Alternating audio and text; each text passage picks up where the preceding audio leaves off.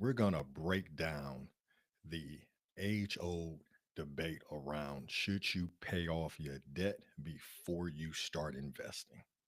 All right, y'all. Welcome to the channel. So blessed to have you here. So, whether you're watching this live or you're watching a recording, we promise that you're going to walk away with some valuable information that's going to help change your financial trajectory and move you closer to financial freedom.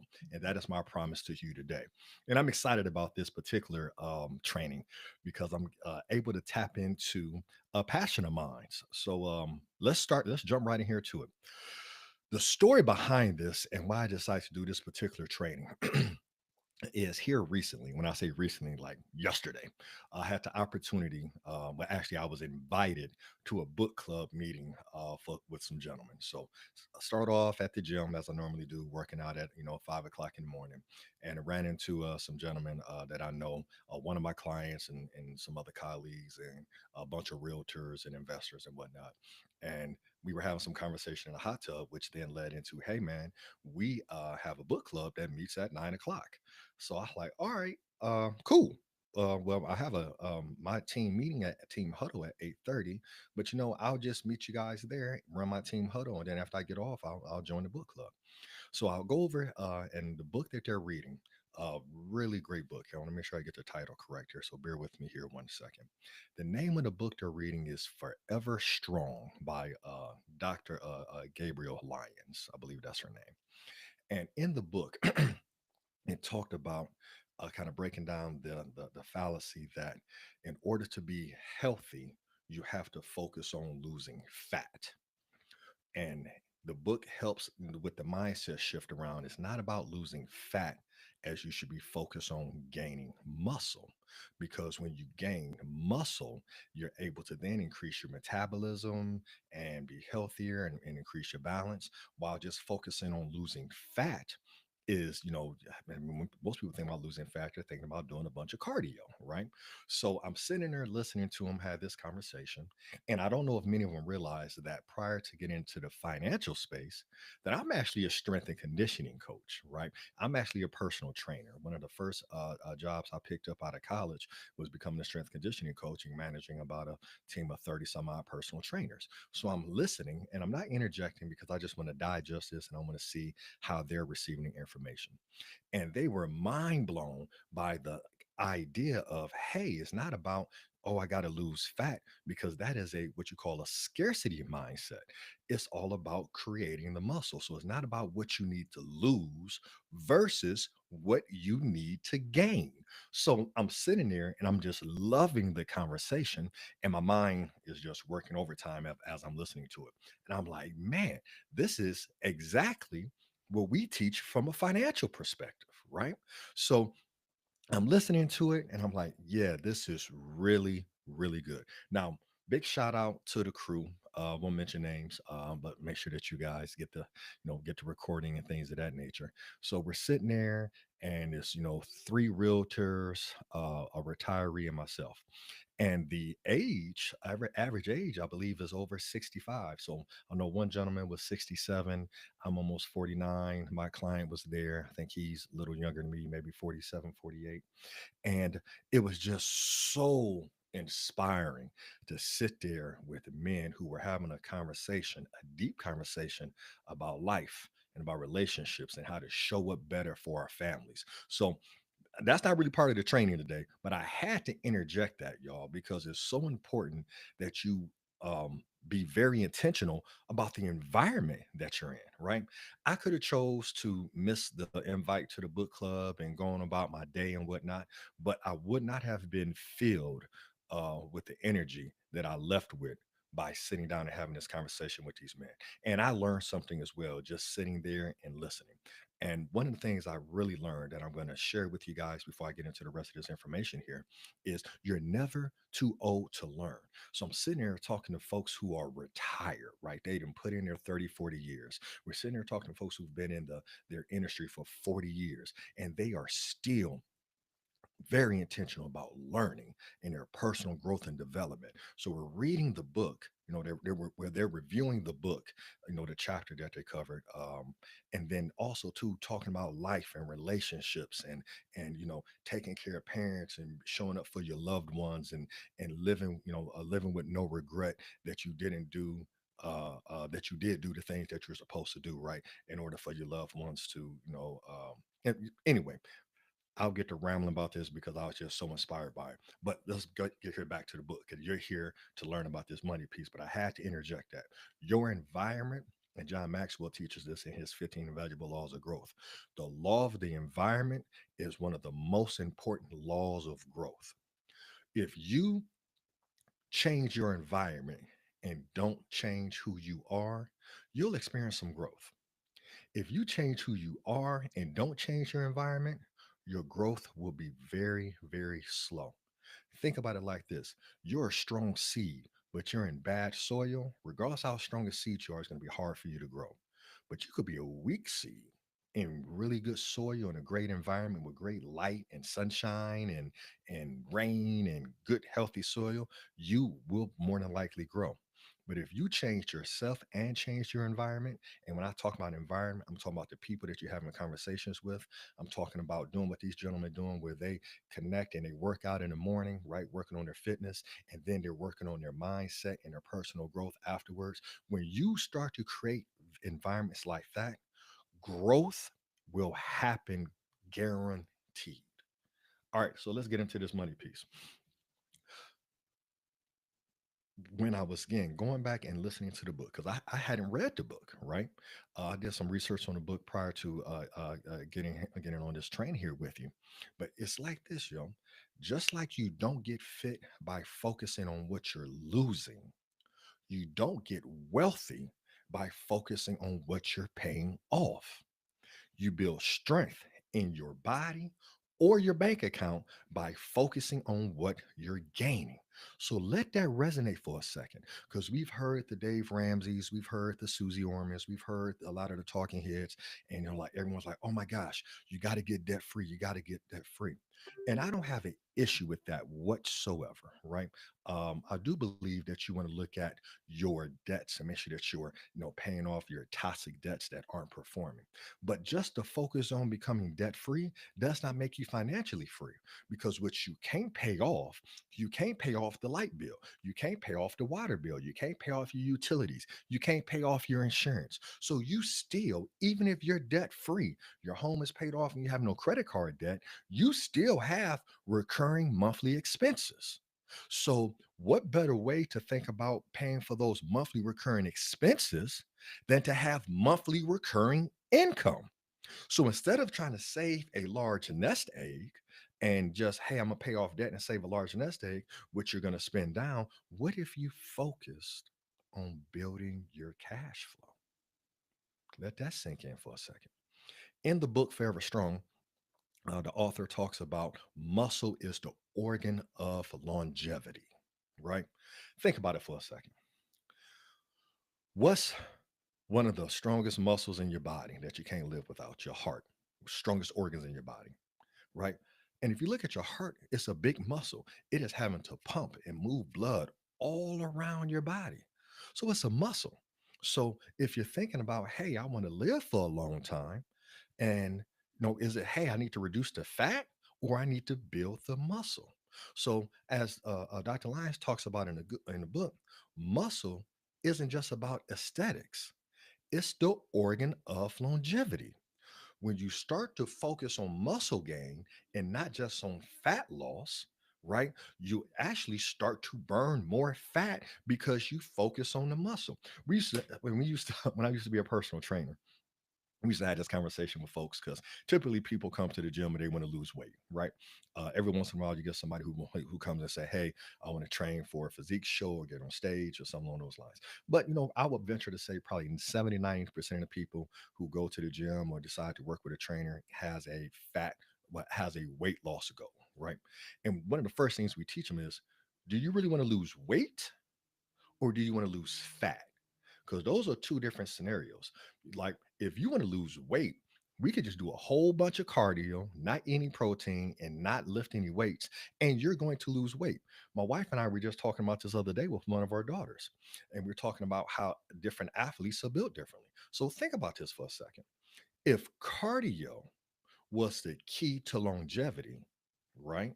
So let this sink in for a second. If cardio was the key to longevity, think about a marathoner, right? Someone who runs. How much muscle do they have? They have very little muscle. You know why? Because they ran so much that they've actually burnt up their muscle. So do you want to look like a marathoner or do you want to look like a sprinter? A sprinter typically is very well defined, right? And very well defined, nice muscle mass, right? Typically has more curves if you're looking for something along those lines. But let that sink in for a second, right? That sprinter is not doing a bunch of long distance running. They're doing more sprinting and strength and conditioning and growing the muscle. So when you start to think about that for a second, and you think about, hey, I need to improve my heart health, my organ health. Well, my heart is a muscle, right? So why are we so focused on losing fat versus gaining muscle? So anyway, this is the analogy we used to give people who and we had that conversation. Do you want to lose weight or do you want to lose fat? Because those aren't the same. We want to make sure we get crystal clear on the goal. And they're like, well, I think I want to lose fat, right? Because you don't want to lose your muscle. Your muscle is what keeps you upright. Your muscle is what keep your metabolism going. Your muscle allows you to, squat down and pick up your kid. Your muscle allows you to lift things over your head, right? So you don't want to lose any muscle. In fact, you want to gain muscle. So this was the analogy we would give them. Putting on muscle and building your strength is your long-term investment. That's your stocks, we would say. But this is what I would say. This how I would position it. Doing cardio is short term in the sense of getting your weight to where you want it to be, right? Getting your fat loss to where you want it to be. You'll see some gains pretty quickly from doing the cardio, but from a long period of time, you're actually going to get more result from building your muscle because as you build your muscle and your strength, and understand, I'm not talking about being a bodybuilder, I'm just talking about maintaining your strength and not losing any muscle. That will increase your metabolism. So what we would say is initially starting out, you're going to probably be doing more cardio than you're doing strength. Again, you're actually going to see more results. I'm sorry, you're going to see more results from your cardio than you are from your strength and conditioning. You know what I'm saying? From your strength training. But as time goes on, you'll see more benefits long term from the strength and conditioning training than you see from the cardio. So I would always say, hey, your strength and conditioning is investing in the stocks, right? And your cardio is you budgeting, right? So just getting your cash flow in order, right? So it's important to get your cash flow in order, but you cannot lose sight that you actually have to invest. So as I'm listening to them talk about the book, I'm reminded of that, right? Cash flow is the muscle of your financial life. Just like muscle helps you regulate health, cash flow helps you regulate financial resiliency, right? So when you start to obsess over, oh, I got to pay off my debt, I got to pay off my debt, no debt, no debt, no debt, without focusing on income growth, like trying to lose weight without building muscle, is unsustainable because you could spend so much energy trying to, pay off the debt, but you never focus on building the cash flow because financial freedom is not being debt free. Financial freedom is when you have more passive income than you have monthly expenses. So let me say that again because we're going to make sure that you're connecting the dots here. Pass Financial freedom is not being debt free because even if you have no debt, you still have monthly recurring expenses. So you still have to do something in order to cover those monthly recurring expenses. Now, you might say, well, Perry, that's why I'm growing my nest egg. Okay. And you grew this nest egg, and now you're spending the nest egg. And now you have anxiety around how is the stock market going to impact this nest egg? How is inflation going to impact this nest egg? Because so now, because you've been functioning from such a scarcity mindset, now it's like, oh my goodness, the market is adjusting. I won't be able to pay my bills, but you're debt free, but you're not free in your mind. Versus, the opposite of that is focusing on cash flow. Oh, regardless of what the stock market is doing, regardless of what the tax code is, I have, you know, if my monthly expenses are 3,000 a month and I have 5,000 a month coming in from different income streams, regardless of what the market is doing, or regardless of how my nest egg is fluctuating up and down, I'm still able to pay my bills and I have less stress, right? So it's the same concept. So again, when I was listening to the book club, my mind was just running, just running. So um let me give you a visual here, right? So we're going to go from health to wealth, right? And looking at my notes right here, from a health standpoint, directly from the book. Eat enough protein to build muscle. That's health. So health, eat enough protein to build muscle. Wealth, invest in cash flowing assets. The same deal. You want to get enough protein that your muscles continue to grow and continue to stay strong and keep their integrity. So again, you have good posture so that you can bend down and pick something up without blowing your back out. So that if you do fall down, you'll be okay. From a wealth standpoint, that translates into invest in cash flowing assets. Next one, health. Train with intention and progressive overload. So don't just go to the gym and be like, well, I don't know what I'm going to do today. Or, oh, I'm going to do this today. I've been lifting 20 pounds. What I'm going to lift today? 20 pounds again.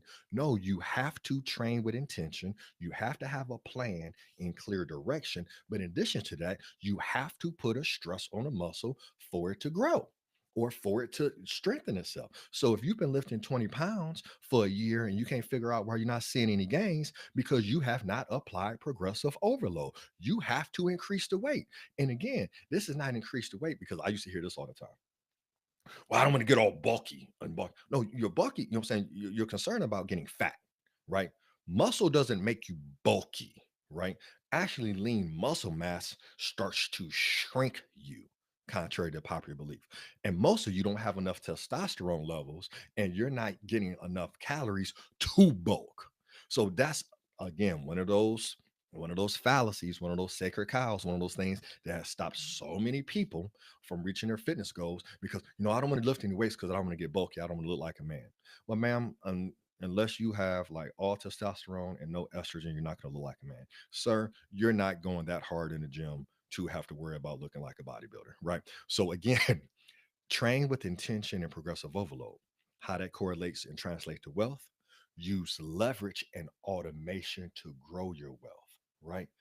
If you're only looking at investing the dollars that you have your hands on, that's in your account, you're missing how to accelerate your growth by using leverage, by understanding how to use other people's money in the form of a lines of credit, using your infinite bank where you're banking, you became your own bank and you're borrowing from yourself, right? Using these strategies, you now can continue to have your money work for you and use somebody else's money to then go invest. So now you're growing the muscle. Oh, I'm sorry. You're growing the cash flow. And then with automation, having a plan, you have wealth being created in the background, right? By dollar, that's when you dollar cost average. That's when you say like I do, right? People look at me and they're like, Perry, what do you think about crypto? I said, I like crypto. Well, are you investing in crypto? I'm investing in crypto every week. They're like, every week? I'll say, yeah. I don't care because I believe in crypto. I don't care if it's up or down this week. I pay attention to it because you guys are posting about it and freaking out. But I don't pay attention to it because I have a fixed dollar amount going into my crypto account weekly because I believe in it. And that's the same way I invest in the stock market. I have money going in monthly into the accounts to invest. So that's running on autopilot while I'm using leverage and other people's money to then go out and buy real estate and invest in businesses and buy vending machines. That's why I'm able to retire my wife, and that's why I'm be work optional by the age of 50. All right, stay with me here. Next piece from the book, Health. Recovery is key to long-term gains. You have to be able to recover. You have to get good sleep, and you have to give the muscle time to rest and recover so it can get back to work. That's the equivalent from a wealth standpoint of having the correct emergency funds and tax planning. And you'd be like, well, how's that connecting the dots there? You know, when you don't get good sleep, when you have a financial emergency coming up that you don't know how to cover, right? So, like we call it life's limits, right? Loss of job, income shortage, money to money shortages, right? Illnesses, um, investment opportunities. Oh my gosh, I want to invest in something, but I can't, right? That'll cause you to lose sleep, right? So again, recovery is sleep, and having your emergency funds allows you to sleep. And also, too, it's tax season right now at the time of this recording, at the time of this training. How many of y'all are freaking out about taxes? I just got off a call with a client and I said, what are your two biggest concerns? They said losing money and handling this tax situation, right? Two of the biggest things. So it's kind of like going back to the whole book here, right? How many people listening to this, right? Keep it 100 with me, family. How many of y'all listen to this? Are those two of your biggest concerns? Losing money and paying and managing your taxes and overpaying in taxes, right? Super important that you get this dialed in. Let's go to the next one here from the book. Focus on strength, not just the scale, right? So many times you're focusing on, oh my gosh, I got on the scale and I'm 250 today. I got on the scale yesterday. Oh my God, I'm 251. But are you focusing on measuring your strength? You know what? Last week I could only squat 100. This week I can squat 125. Focus on your strength gains and not just the scale, because the scale can be very deceiving. If you had a lot of salt that the day before, you could be retaining a bunch of water. I know this from personal experience. I typically hold probably 10 to 15 pounds of water. My weight can fluctuate 10 to 15 pounds in less than a week. I didn't lose 10 to 15 pounds of body fat, but my body was holding on to a bunch of water. But what I can't, saying what's not deceiving is, hey, today I could, leg press, last week I could leg press, 200 pounds. And this week I can leg press 300 pounds. Focus on the right numbers. It's so important that you focus on your numbers, but don't hyper focus on the wrong numbers. How this translates to wealth? Focus on your freedom number. Woo, this gives me chills when I'm saying this to you. Focus on your freedom number, not your debt balance. Focus on your freedom number. Hey, my the number that I need to replace. I have $3,000 a month, or $5,000 a month, or $10,000 a month. Everybody's different. You might be 15, $20,000 a month. That's your lifestyle. But when you sit down and say, "Hey, my monthly expenses and my lifestyle expenses comes up to being 10,000 a month." When I go and I focus on creating $10,000 a month in cash flow, not just paying off, a debt balance, I focused on the right number. Energy goes where attention goes. If I'm hyper, focused on one thing, that's where my energy and my attention is going to go. You might be hyper focused on the wrong thing, because again, paying off your debt doesn't make you financially free. It just really just limits how much your monthly expenses are as far as your debt service. But you're still not financially free. So why not just focus on being financially free, and then use that cash flow that you're receiving from your assets, your cash flowing assets that you've invested in, to pay off the debt, versus using your savings account to pay off the debt. Woo, it's a different way of thinking, y'all. But again, that's why this book was so powerful to me. All right, next thing from the book, Health. Muscle improves metabolic flexibility. What in the world is metabolic flexibility, right? So you have your metabolism. Your metabolism, right, could go up and down. But when you improve your muscle growth, you're now able to burn fat and burn calories more efficiently. And when you're able to do that, now you're actually able to, maintain good blood pressure, maintain good glucose and sugar levels, maintain, just all of those numbers that you're tracking, right? It's the same way with cash flow. Cash flow improves financial flexibility. I'm able to move different than many because I learned something from those who are moving different than me. That's a bar. Hold on. Let me see if I can say that again because that literally just came right off the dome. I'm able to move different than many because I learned from those who are moving different from me. When I sat down and interviewed multimillionaires in all different kinds of industry, real estate, online coaching, um, business owners, just all these different industries. They all have one thing in common: cash flow. They focus on cash flow. They're able to go vacation for 30, 60, 90 days at a time, not because of a nest egg, not because they paid off their debt, but because they have cash flow to be able to do it. Cash flow gives you the financial flexibility you're looking for. You want to be able to move and groove and shake and do things that other people can't do? Imagine waking up January 1st. You know that your monthly bills are $5,000 a month and you have $10,000 a month coming in passive income, monthly recurring income. You now can do things based upon how you feel versus how your bank account feels, right? Cash flow improves financial flexibility. So again, I want to connect those dots so you can see that how you manage your health is very similar to how you manage your wealth. I started a company years ago called Financially Fit. It was spelled PHY, naturally fit, right? And it was because I had this background as a strength conditioning coach, personal trainer, but also too I was a finance dude, right? So I was like, man, so people ask me this question all the time, like, "Hey, Perry, how in the world did you go from being in the fitness arena to being in the financial arena?" I'm like, "It's the same arena. What do I do as a personal trainer, and how do I help? How do I serve my clients? Hey, what are your goals? What have you been doing? What has worked in the past? What hasn't worked in the past? What's your nutrition like? How much cardio are you doing? Or how many days are you doing strength conditioning training?" And then I get that information. I understand their why, and then I come back with a solution. Okay, you need to eat 6 meals a day. Okay, you need to get 200 grams of protein. Okay, you know what I'm saying. We need to do cardio, 3 times a day for 40 minutes at this speed. Hey, you need to do strict like what do I do as a financial dude? The same, I go through the same questioning. What are your goals? What are you currently doing? What hasn't worked? What has worked? Right? What's the end goal? Right? How's your cash flow?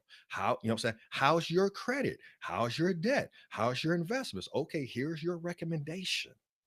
So it's one of those things that, and I know I may be kind of biased on this, but every extremely wealthy person I know, like, and I ain't talking about somebody who's making 100,000. I'm talking about people who are worth multiple millions, seven, eight, going towards, nine figures. None of them are out of shape. And that's not a knock on anybody. I'm just telling you from my observation. I've met with a many of them, and none of them are out of shape. Now, granted, I'm not saying that they're ready to get on stage and had their shirt off and got six-pack abs, but they're active. They walk every day. Their nutrition is typically on point, right? And again, they're not super restrictive. They still enjoy, what I'm saying, good bourbons and wines and eating good and eating out, but they're active, right? Their numbers are in check. They are actually at the probably top 10% of the population. And, we could say, oh, they're able to do that because they have money. Well, is it they have money because they're able to be healthy?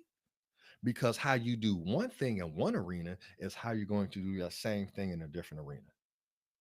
Ooh, I'm gonna let that one sink in. That may have went over somebody's head, but I don't want to hurt anybody's feelings, so I'm just gonna keep that one going.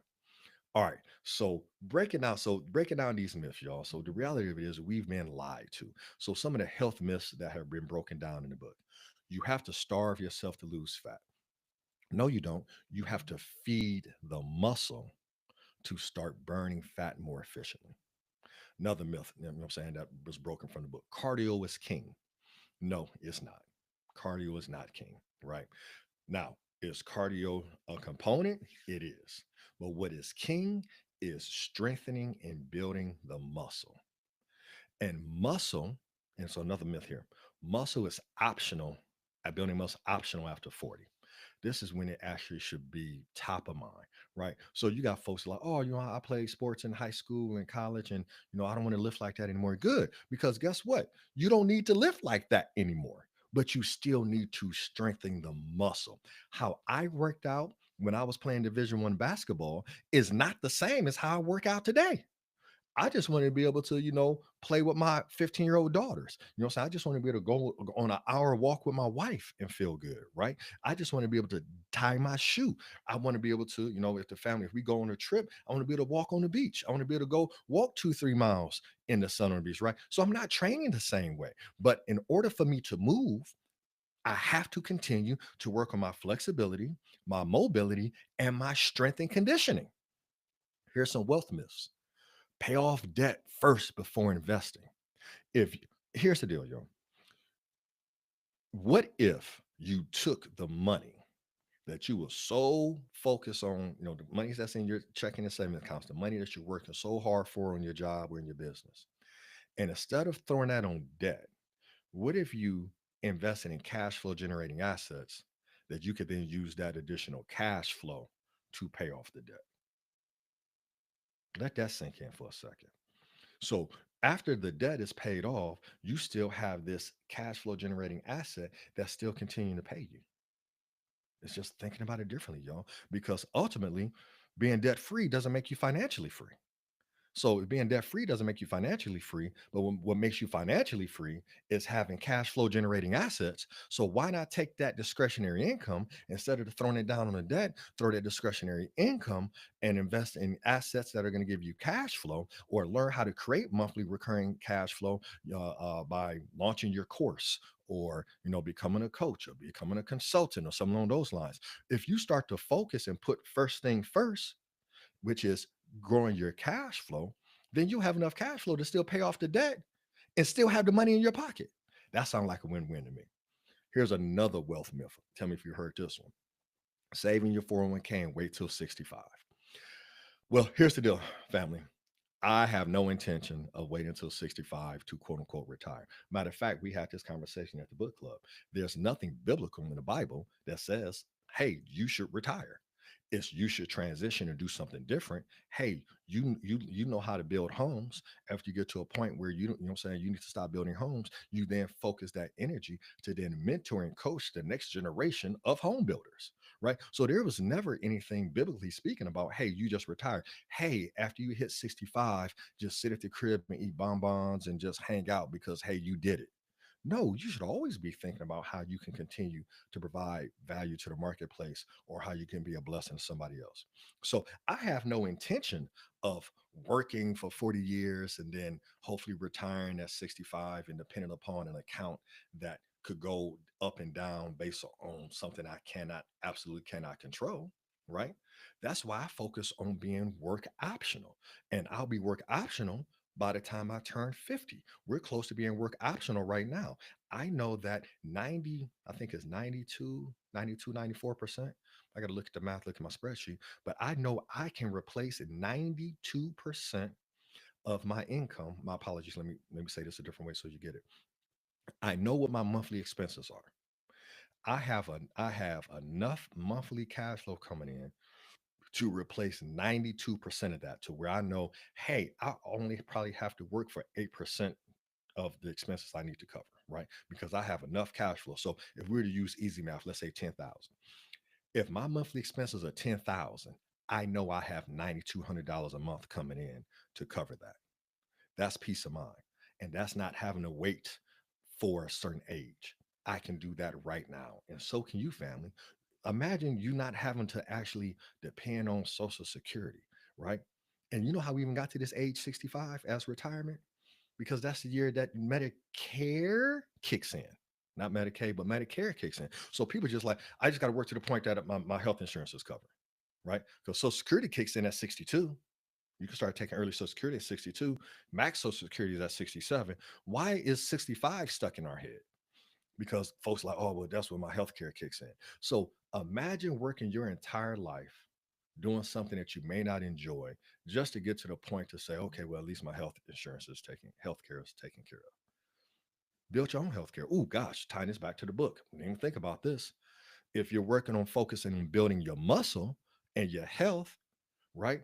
A lot of the health issues that people have after age 60, 65, and 70 are going to be mitigated and reduced because you strengthen the right muscle. Do y'all see how this ties together, family? Oh, this is crazy, right? Another myth: wealth equals net worth on paper. Here's the deal, y'all. I don't care what your net worth is on paper. If you can't turn that net worth into cash flow, you ain't wealthy. And I know that's hard for people to get here because, like, oh my gosh, right? So I know I'm a millionaire on paper, right? I can show that to you. I can look at my balance sheet. Here are my assets. Here are my liabilities. Net worth is when you take your assets and subtract your liabilities. What left is your net worth, right? But what I'm more concerned about, more so than my net worth, is where I'm getting my monthly cash flow from. That's more important to me because effectively, I could have minimum net worth and still be financially free. Perry, what do you mean?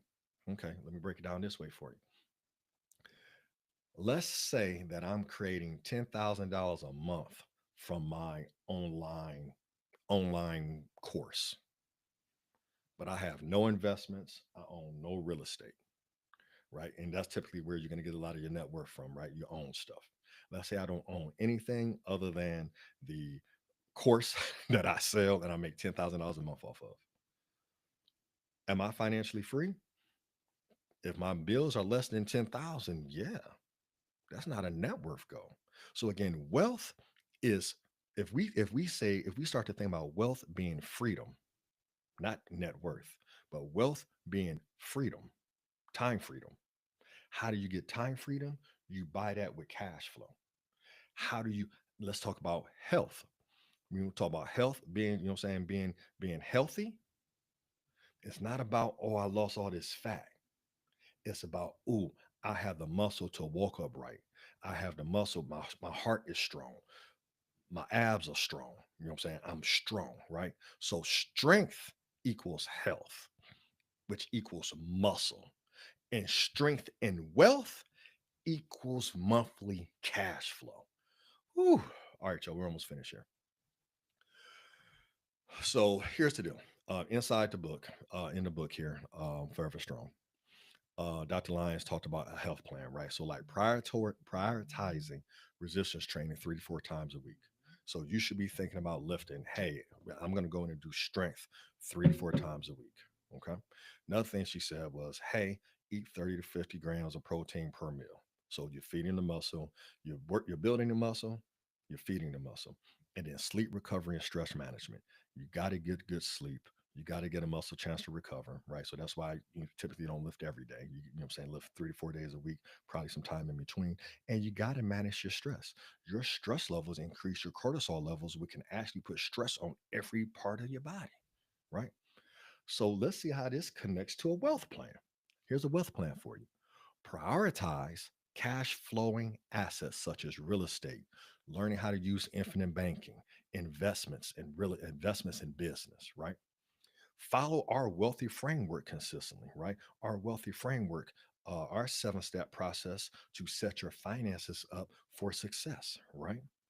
And if you're not familiar with our wealthy framework, you can jump into our financial freedom boot camp, where we spend 5 days walking you through all the 7 steps of the wealthy framework and how to implement it in your finances today.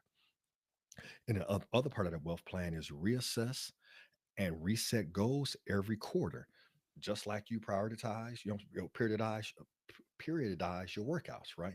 So, you should be switching your workout up. One of the reasons you're not probably seeing some success in your fitness is because you've been doing the same workout for the past 20 years and you can't figure out why I'm not seeing any gains because your body adapted and you didn't look at your numbers and you didn't adjust, you didn't assess, you didn't reset. Do the same thing with your finances. That's why we tell clients that we really like and prefer to work with them on a quarterly basis. So when they look at different levels of how they can work with us, we really say, hey, ideally we want to work with you quarterly because something changes every quarter. We want to be able to reassess, reset the goals, readjust the numbers, and be able to move accordingly. All right, family. So we're going to finish this bad boy up. From fit to financially free. Whether you're training for a competition, right? Which I did. I remember I did a fitness show. Shoot, almost what over a decade ago now, but in 2014, did my first physique show. I remember when I first told people like, "Yo, I'm about to do this physique show," and it's like, you can't do that, right?" And I was like, "As soon as you tell me I can't do something, I'm gonna do it, right?" I did my first physique show. I placed in the top 5%. And the deal is, I didn't do that because I focused on what I needed to lose. I focused on what I needed to gain. I focused on feeding the muscle. I focused on optimizing my situation, right? And what I did, but a lot of people didn't realize, yeah, it's like, oh, well, you're a personal trainer, right? So you're doing all this stuff yourself. That's what they assume. Did they not? What they did not know was this: I had a nutrition coach, I had a posing coach, and I had a personal training coach, a coach who did my workouts for me. All I did was ran the system. I hired the experts who had a proven track record in their particular space. I did exactly what they told me to do. I paid money for their expertise, and I was able to go on stage and look really good. Down, under 10% body fat, placed in a top five in my first show, walked off with a trophy. And I attribute that to following the system, hiring, having the right team of coaches, having the right team of experts, having a system, like clear, like my nutrition was so dialed in. It was like, okay, for this meal, 7 ounces of, grilled chicken, right? 7 ounces of fish, right? Half a baked potato. And, I remember one time I think it was like 5 Brussels sprouts. So literally, I'm counting Brussels sprouts, but I didn't have to think about anything. I knew that was going to be meal three for the next 2, 3 weeks, and then I would switch it up. I'm saying, based upon what my coach told me to do. Right. So I just followed the system, and I have phenomenal results. A lot of times, y'all just thinking too hard. You go overthinking it. Right. Find someone who has a proven track record. Ask them, how did you do there? Is it something that can be duplicated? Right. What system that they follow, and then follow that system, y'all, family. So that being said, yo, we're gonna finish this bad boy up. Like, remember, your health is your wealth. Get the book I was referencing. It's going to be a game changer for you. And as you're reading that book and you're looking at how you can actually, you know, how the book says right here. Let me pull it up here. Hold on here 1 second for me. Looking at my notes here. How to be forever strong. How about we be forever free? The same concept used to be forever strong, focusing on building muscle, focusing on having an abundance mindset, not focusing on what you can gain versus what you need to lose. When you take that alone and apply that to every aspect of your life, including your finances, you're going to win. When you move from a scarcity mindset to an abundance mindset, when you go from, hey, I'm going to build muscle for longevity, and then you apply that to your finances, hey, I'm going to build cash flow for longevity. Now the game has changed. All right, family. God bless. See you on the next video. Peace.